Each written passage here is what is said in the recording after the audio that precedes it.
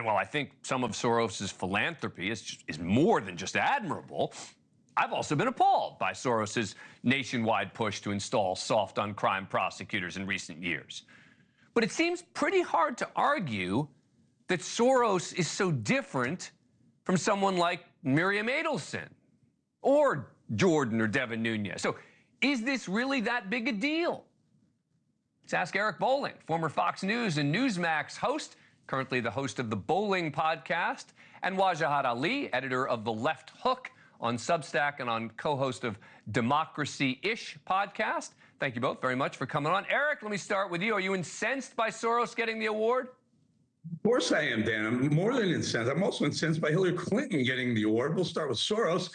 As you pointed out, he funded very liberal prosecutors who were very, very soft on crime. Alvin Bragg in New York. We've talked about what he did with Donald Trump. He's reduced felony convictions or felony cases down to misdemeanors 51% of the time. And then when he wants to go after someone like Trump, he raises a misdemeanor to a felony. Forget that. Gascon in LA, Krasden in Philadelphia. There was another one up in San Francisco. These are very, very soft on crime district attorneys in a country who is clearly sent a message to Biden. Remember, this is after the liberals got smoked in the election.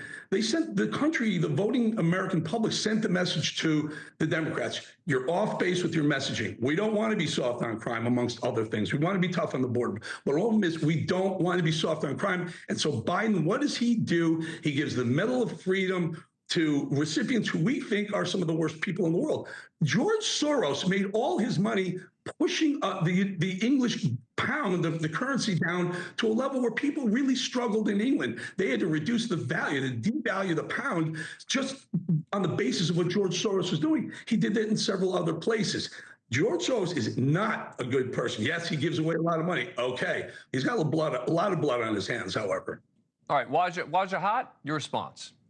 Yeah, three points to make. First and foremost, Happy New Year. And first of all, I'm glad we're having this conversation on January 6th, the anniversary of January 6th, where 4 years ago, Donald Trump, a convicted criminal, incited a violent insurrection. He calls these people hostages, patriots, freedom fighters, right? To this day, he refuses to accept the election that he lost. So we have to take several seats if we really care about safety and freedom and law and order. If you demonize George Soros but praise Donald Trump and the January 6th violent insurrectionists. With George Soros, 94 years old, Holocaust survivor, Jewish American man who made his money, has given 65% of his wealth, 65% of his wealth, to causes when it comes to defending democracy, open transparency in government, eradicating poverty, helping the most marginalized communities, right?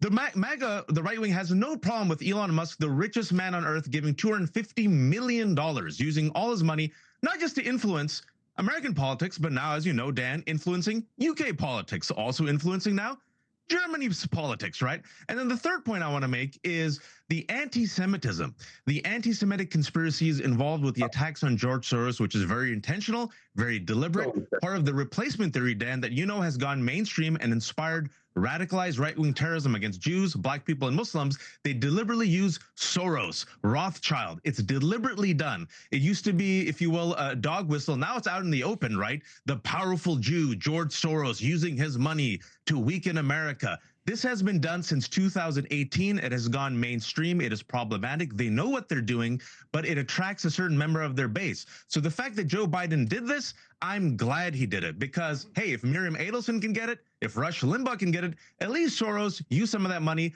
to eradicate poverty, help democracy. And if this is a thumb in the face of those anti-Semites and conspiracy theorists, so be it. Voila, I'm here for it. All right, put aside the anti-Semitic argument. I don't want to go down. But we shouldn't, though. Well, because look, I think you can make an argument. I think you can make an argument on the merits that George Soros is an issue, regardless of what his religion is. I don't think that that's really the point here. You can say, oh, the reason people hate George Soros is because of his religion. I can make a very principled argument that it has nothing to do with his religion and that it has to do with where his money is. But they don't. But they don't. That's the important thing.